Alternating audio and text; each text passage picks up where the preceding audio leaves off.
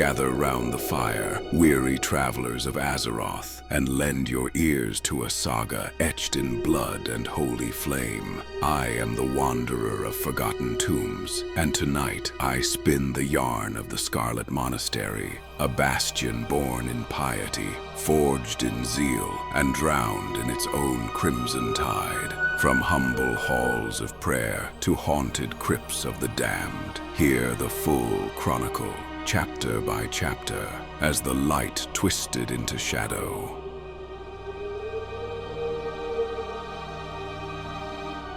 In the verdant glades of Tirisfal, long before the Scourge's chill winds scoured the north, there stood the old monastery, a serene seminary of the Church of the Holy Light.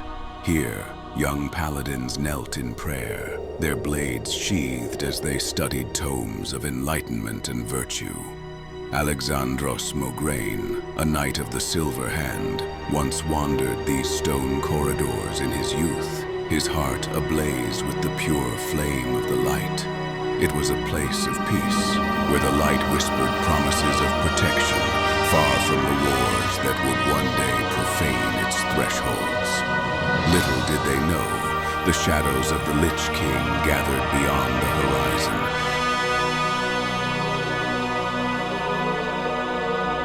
When Prince Arthas Menethil fell to Frostmourne and unleashed the scourge upon Lord Eron, the Silver Hand shattered like glass under a warhammer.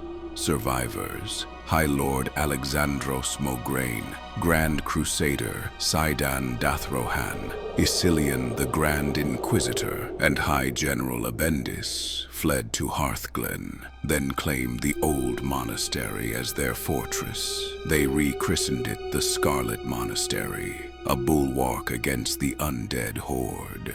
Jungle troll Zabra Hex, improbably studying the light's ways within its walls, was spared after fervent debate, a rare mercy in their growing fanaticism. The knights splintered. The tolerant formed the Argent Dawn, while the Scarlet Crusade vowed to purge all who might carry the plague, elf, dwarf, or forsaken alike. High Inquisitor Sally Whitemane and Scarlet Commander Renaud Mograine made it their seat, turning libraries to armories and cloisters to dungeons. 3 times the Scourge assaulted in the Summertide sieges, but the Scarlets held, their red tabards stained with undeath's ichor.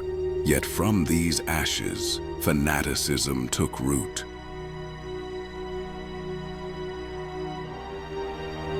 Enter Alexandros Mograine, wielder of the Ashbringer, a blade of crystal fire that burned the Scourge like chaff. Legends grew as he cleaved undead legions, but treachery festered within.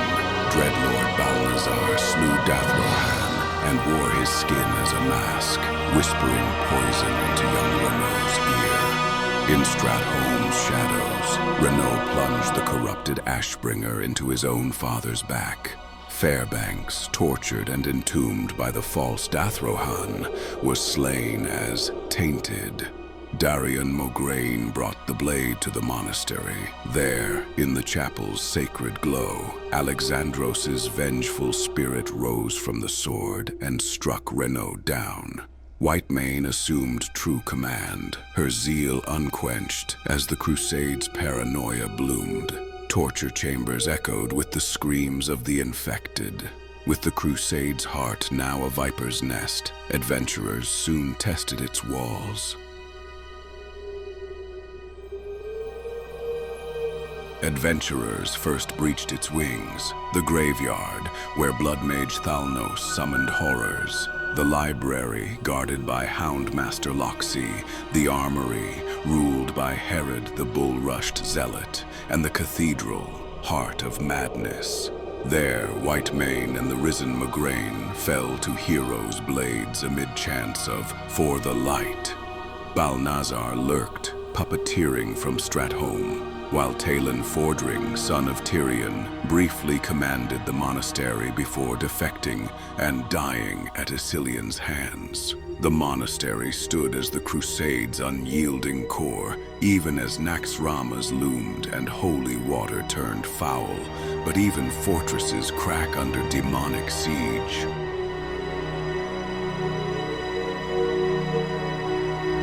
Balnazar exposed, the Crusade splintered. High General Brigitte Bendis fled to Northrend as the Scarlet Onslaught, her visions from Crimson Dawn leading to ruin at Crusader's pinnacle. Hearthglen fell to the Scourge, Tyr's hand to Argent Blades. Yet the monastery endured, a flickering ember amid losses. Death Knights raised the Scarlet Enclave, but heroes spared the glades. For now, the Cataclysm shook the earth, but the Scarlets rose anew in defiance.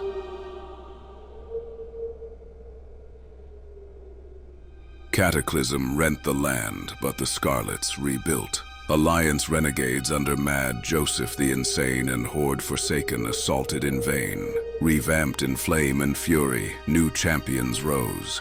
Brother Korloff, the monk-trained juggernaut, Commander Durand, Arms Master Harlan.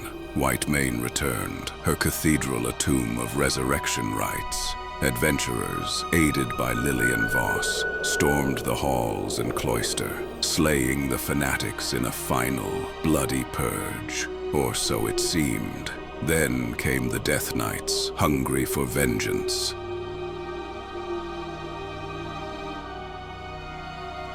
As the Burning Legion scorched Azeroth anew, remnants rallied under High Commander Goodchild.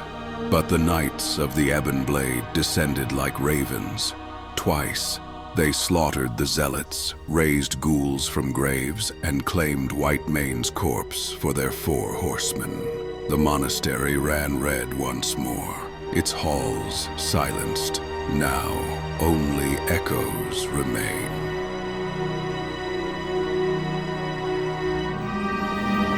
Today, the Scarlet Monastery lies forsaken, a derelict husk in Tirisfal's mists, its banners tattered, cloisters choked with dust and regret.